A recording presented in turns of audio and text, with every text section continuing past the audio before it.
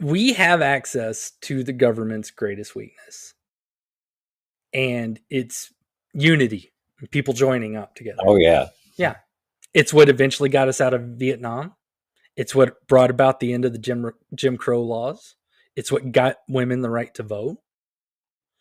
It's the only way to keep this evil thing that needs us in check.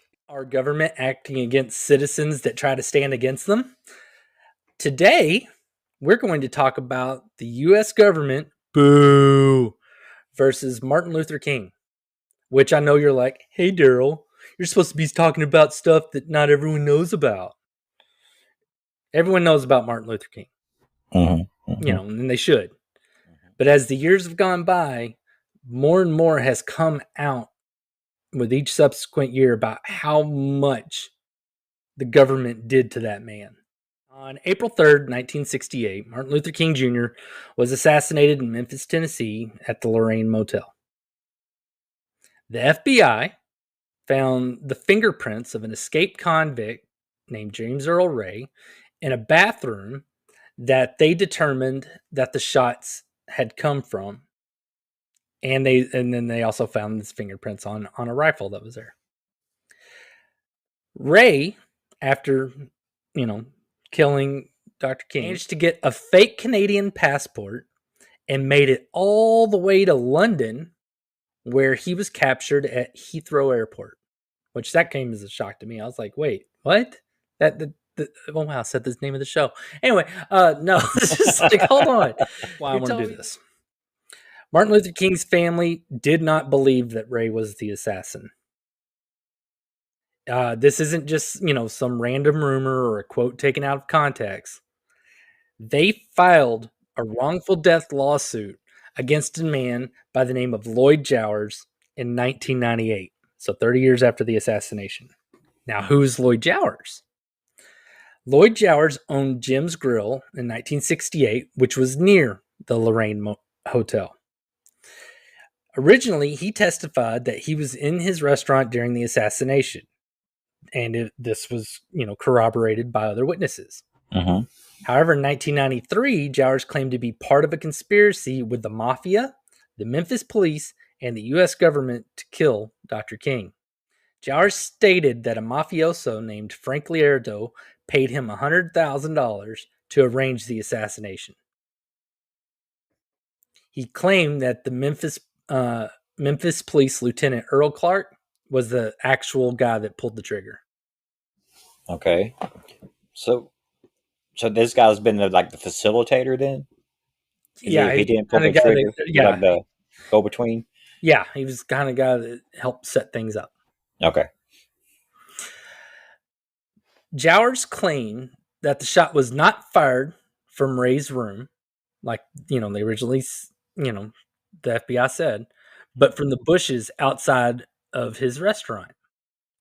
Oddly enough, during the FBI investigation, they dug up and removed those bushes.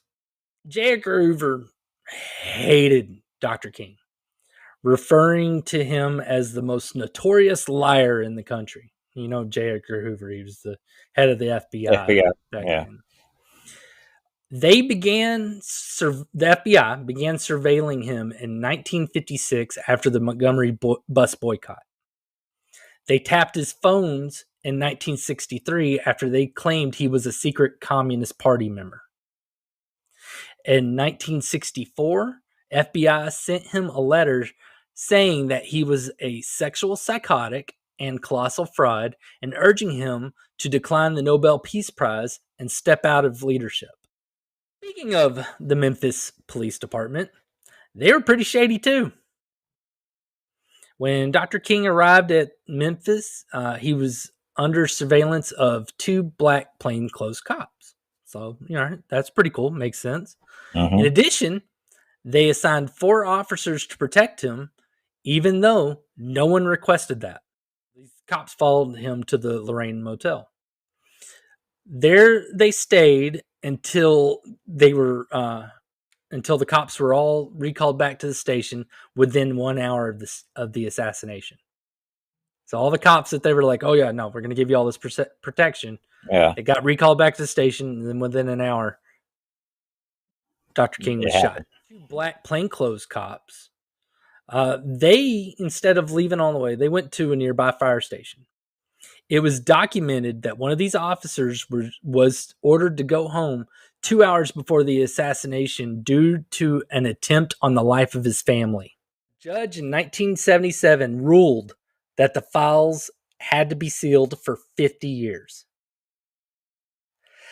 Now, unless...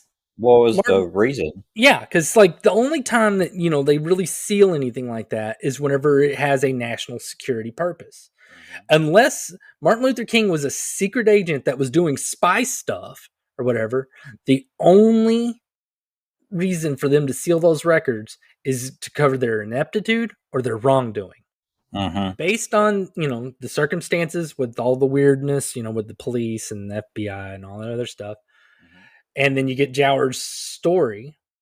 They sued Lloyd Jowers and other unknown co-conspirators for $100 for the wrongful death of Dr. King. So that, you know, there's nothing that this has nothing to do with money. Yeah, it's just a mission of guilt.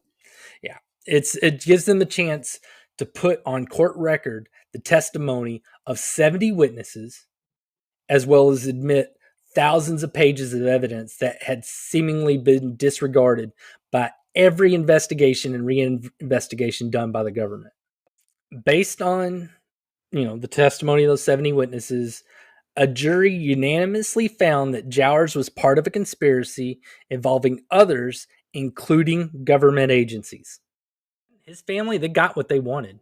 They were able to legitimize the evidence about the mafia and the government being involved in the assassination, and that James Earl Ray was set up to take the blame. The last thing is what bothers me the most. If they were able to take this path, then why don't more people know about this?